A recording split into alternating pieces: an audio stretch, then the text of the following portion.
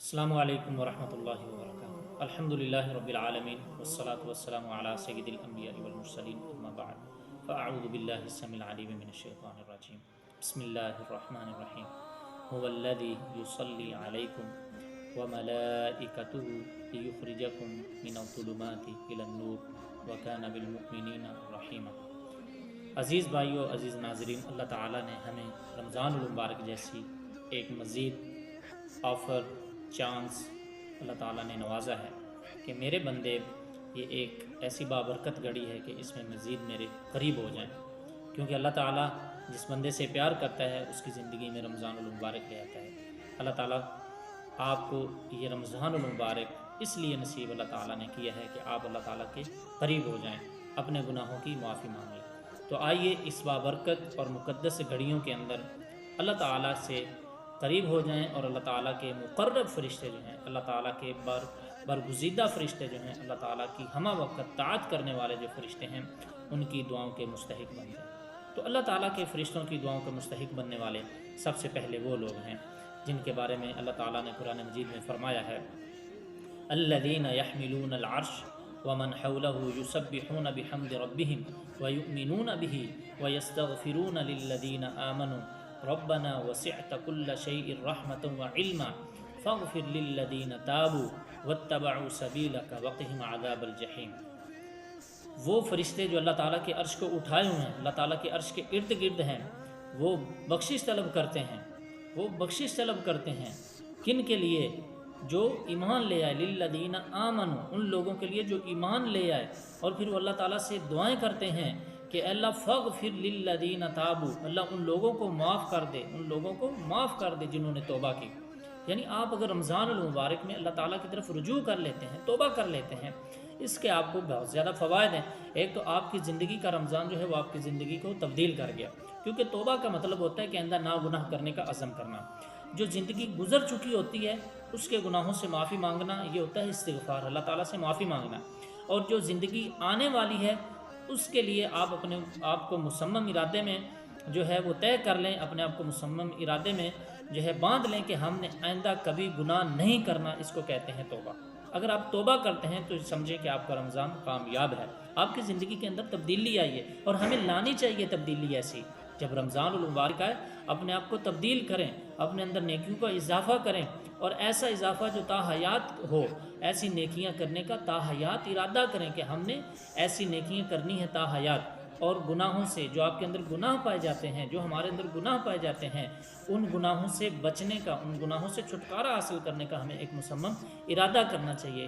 جب ہم ایسا کریں گے تو پھر اللہ تعالیٰ کے جو فرشتے ہیں وہ دعا کریں گے، فاغفر للذین تابوا، اللہ ان لوگوں کو معاف کر دے جنہوں نے توبہ کی، واتبعوا سبیلک، اور تیرے راستے کی پیروی کی، وقہم عذاب الجحیم، اللہ انہیں جہنم کے عذاب سے بچا لے۔ تو آئیے اللہ تعالیٰ کی رحمت کے فرشتوں کے رحمت کی دعاؤں کے مستحق بن جائیں۔ اللہ تعالیٰ کے فرشتے وہ دعائیں کرتے ہیں کن لوگوں کے لیے؟ وہ لوگ جو سحری کے وقت اٹھتے ہیں، کیونکہ نبی کریم صلی اللہ علیہ وسلم کی حدیث ہے، السحور برکہ فلا تدعوه ولو ان یجرع احدکم جرعۃ من ماء۔ آپ علیہ السلام فرماتے ہیں کہ جو سحری کا کھانا ہے، جو سحری کا کھانا ہے وہ برکت ہے۔ سحری کا وقت بھی برکت ہے، اللہ تعالیٰ سے مانگنے کا وقت ہے، اور جو سحری کا کھانا ہے وہ بھی برکت ہے، اسے مت چھوڑو، اگرچہ ایک گھونٹ پانی کا ہی پی لو۔ یعنی سحری کے کھانے کے اندر آپ کا ارادہ نہیں بھی ہے کھانا کھانے کا، لیکن پھر بھی ایک لقمہ لے لیں، ایک پانی پی لیں، ایک کھجور کھا لیں۔ آپ نے اس دن روزہ نہیں بھی رکھنا، آپ مریض ہیں یا اس دن سفر پہ جانا ہے، آپ کا ارادہ نہیں ہے روزے کا، لیکن پھر بھی سحری کے کھانے میں سے ایک لقمہ لے لیں، ایک گھونٹ پانی کا پی لیں۔ کیوں؟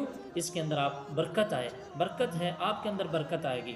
نہ جانے کتنی مرض سے، کتنی پریشانیوں سے اللہ تعالیٰ تمہیں اس برکت کی وجہ سے نجات دے گا۔ تو سحری کا کھانا لازمی ہے۔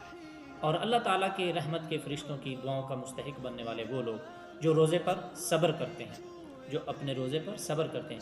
جیسا کہ نبی کریم صلی اللہ علیہ وسلم کی حدیث ہے صحیح ابن حبان کی، کہ آپ علیہ السلام نے فرمایا، اذا اکل عندہ ان الصائم اذا اکل عندہ صلت علیہ الملائکہ، جب روزے دار روزے کی حالت میں اور اس کے قریب بیٹھ کر اس کا ساتھی، اس کا گھر والے، اس کا بہن، اس کا بھائی کھانا کھاتے ہیں، اور وہ اپنے روزے پر صبر کرتا ہے، ان کے ساتھ مل کر کھانا نہیں کھاتا تو اللہ تعالیٰ کی رحمت کے فرشتے اس کے لیے دعائیں کرتے ہیں، حتیٰ کہ جو اس کے قریب بیٹھ کر کھانا کھانے والے ہیں وہ اپنے کھانے سے فارغ ہو جائیں۔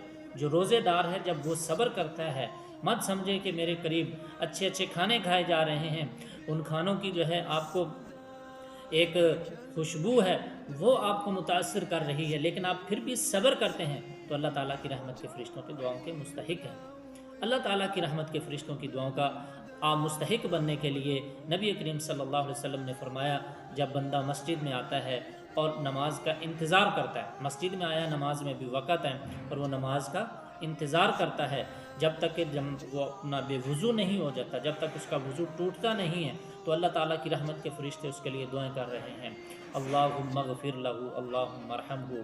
جو نماز کا انتظار کرتا ہے، نماز کے انتظار میں مسجد میں بیٹھا ہوا ہے، اس کے لیے بخشش کی دعائیں مانگ رہے ہیں، اللہم اغفر لہ اللہم ارحمہ، کہ اللہ اس بندے کو معاف کر دے، اللہ اس بندے پر رحم فرما۔ اور اللہ تعالیٰ کی رحمت کے فرشتوں کے ان بابرکت گھڑیوں میں رمضان المبارک میں اپنے اندر یہ عادتیں، یہ اچھی صفات لائیں تاکہ رمضان المبارک آپ کو فائدہ ہو۔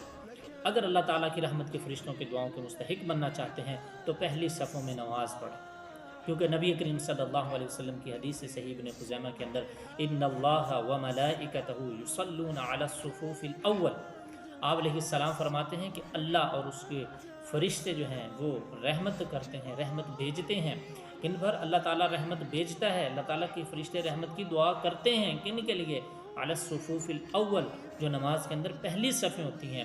اس لیے ہمیں پہلی صفوں میں نماز پڑھنے کا زیادہ سے زیادہ خیال کرنا چاہیے، کیونکہ ہم نماز بھی پڑھیں گے، نماز کا ثواب بھی لے لیں گے، اور اضافی ہمیں کیا ملے گا؟ اللہ کی رحمت کے فرشتوں کی دعاؤں کے حقدار بن جائیں گے۔ اللہ تعالیٰ کی رحمت کے فرشتے جو ہیں، رحمت والے فرشتے ہمارے لیے دعائے رحمت کریں گے تو اللہ تعالیٰ ہمیں کامیابیاں عطا کرے گا۔ اللہ تعالیٰ کی رحمت کے فرشتوں کی دعاؤں کے مستحق بننے کے لیے آپ کیا کریں؟ صفوں کو ملائیں، صفوں کو لازمی ملائیں۔ جب آپ نماز میں کھڑے ہوتے ہیں تو پاؤں سے پاؤں ملائیں، کندھے سے کندھا ملائیں، صف کو ملا کر کھڑے ہوں، صف سیدھی رکھیں، کیونکہ نبی کریم صلی اللہ علیہ وسلم نے فرمایا ان اللہ عز وجل وملائکتہ علیہم السلام یصلون علی الذین یصلون الصفوف۔ آپ علیہ السلام نے فرمایا اللہ رحمت بھیجتا ہے اور اس کے فرشتے رحمت کی دعا کرتے ہیں ان لوگوں کے لیے جو صفوں کو ملاتے ہیں۔ ہمیں صفوں کے اندر جدا جدا ہو کر نہیں کھڑا ہونا چاہیے، فاصلہ نہیں رکھنا چاہیے۔ جب صفیں ملیں گی، ہمارے دل ملیں گے، جب ہم مسلمان آپس میں ملیں گے، اتفاق ہو جائے گا ہمارے درمیان، اللہ تعالیٰ کی رحمت کے فرشتے آپ کے لیے دعائیں کر رہے ہوں گے۔ تو آئیے اللہ تعالیٰ کی رحمت کے فرشتوں کے مستحق دعاؤں کے مستحق بننے کے لیے ان بابرکت گھڑیوں کو مت ضائع کیجیے، ان گھڑیوں کو مت ہاتھ سے جانے دیجیے۔ کیوں؟ قبر والوں سے بھی اگر کوئی سوال کیا جائے کہ آپ دنیا کے اندر جائیں تو آپ کو کیا چاہیے، وہ بھی کہیں گے کہ ہمیں رمضان المبارک کی وہ گھڑیاں نصیب کرو۔ کیوں؟ کیونکہ قبر کے اندر رمضان المبارک میں کیے گئے اعمال کا تأثر، تاثیر، اثر ان کو نظر آ رہا ہوگا کہ اللہ تعالیٰ جو ہم نے مکمل زندگی میں نیکیاں کمائی ہیں اور جو رمضان المبارک میں نیکیاں کمائی ہیں ان کا فرق انہیں محسوس ہو رہا ہوگا، کیونکہ وہ اسی لیے چاہتے ہوں گے کہ ہمیں دنیا میں ایک بار پھر رمضان المبارک نصیب ہو جائے۔ ہم زندہ ہیں، ہماری سانسیں چل رہی ہیں، تو ہمیں اس رمضان المبارک جیسی نعمت کی قدر کرنی چاہیے۔ اللہ تعالیٰ کی رحمت کے فرشتوں کے دعاؤں کے مستحق بننے کے لیے آپ علیہ الصلاۃ والسلام نے فرمایا دعوت المرء المسلم لأخیہ بظہر الغیب مستجابۃ عند رأسہ ملک موکل۔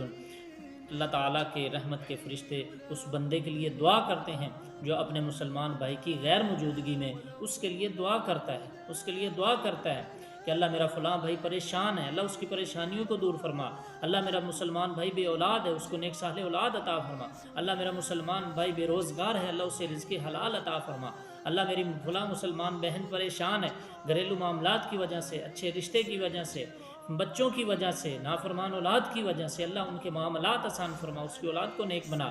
تو آپ علیہ السلام فرماتے ہیں ایسے مسلمان بھائی اور بہن کے لیے دعا کرنے والے کے سر کے قریب ایک فرشتہ کھڑا ہوتا ہے جو اس کے لیے دعا کر رہا ہوتا ہے والا کا بھی مثل کہ اللہ یہ جو اپنے مسلمان بھائی بہن کے لیے دعا کر رہا ہے اس کی دعا کو بھی قبول کر اے اللہ، اور اس کو بھی اس طرح عطا کر جس طرح یہ اپنے مسلمان بھائی بہن کے لیے مانگ رہا ہے، اسے بھی وہی کچھ عطا کر۔ تو یہ کتنی بابرکت اور مقدس گھڑیاں ہیں، ان کے اندر ہم یہ اعمال کریں، اللہ تعالی ہمیں اپنے فرشتوں کی دعاؤں کا مستحق بنائے گا، اللہ اپنی رحمت کا مستحق بنائے گا۔ یہ بہت بابرکت گھڑیاں ہیں، انہیں ضائع مت کیجئے، انہیں جانے مت دیجئے، کیونکہ ہم چاہتے ہیں کہ ہمارے لیے کوئی دعا کرے، کوئی بابا، کوئی فقیر، کوئی پیر ہمارے لیے دعا کرے اور ہم کامیاب ہو جائیں۔ تو آئیے، اللہ کی رحمت کے فرشتے ہمارے لیے دعا کر رہے ہیں، کامیابی چاہتے ہیں تو ان اعمال پر عمل کریں۔ اللہ تعالیٰ عمل کی توفیق عطا فرمائے۔